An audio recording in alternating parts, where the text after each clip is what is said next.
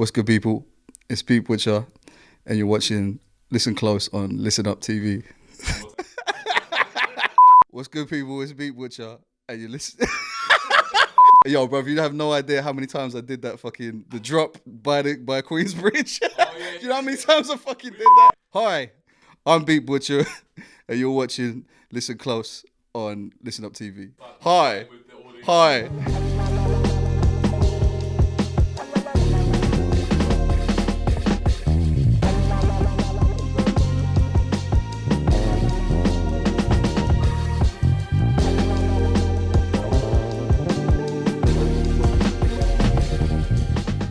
So, Shawn Price, right. I basically had met Pumpkinhead at outside this thing at the forum. We kept in contact, and I sent him like maybe 3 beats. Not a lot of beats, but 3.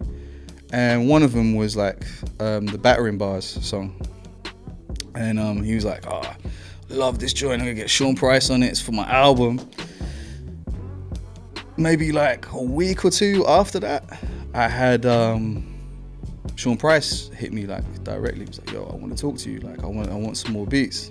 I sent him literally 3 beats as well, and like those 3 beats were the ones that made it onto Mike Tyson. The thing about Shawn is like when he play you his own music, he'd like stop the song and be like, "Woo, I'm nice," and then go back, or like he'd explain the line, "I really did that," or like. You know what I mean? Or he'd have like a story. I think he wanted Supercat on the Let Me Tell You record. He wanted to get, so he'd have like a whole story about like how he called Supercat up, and Supercat like fronted on him on the phone and shit. But he'd like do all the impressions and shit, bro. But he's absolutely like, you know what I mean, proper funny guy to be around. So I've hung out with him at his house in Brownsville, been there at 4 o'clock in the morning, and you know, drinking with like 20 man in like this small kitchen, or like even before like his daughter was born, like everybody used to drink in his bedroom. Like he had like a computer in the corner.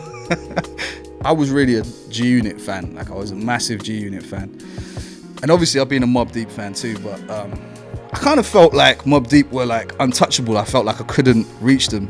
Basically, I ended up getting to know like, basically they were like affiliates of G-Unit and Mobb Deep, because anybody that knows that like at a particular time there was like, you know, like the entourage was the same people almost. And I was doing some stuff with Tony Yayo as well, via my boy Strike Sinatra.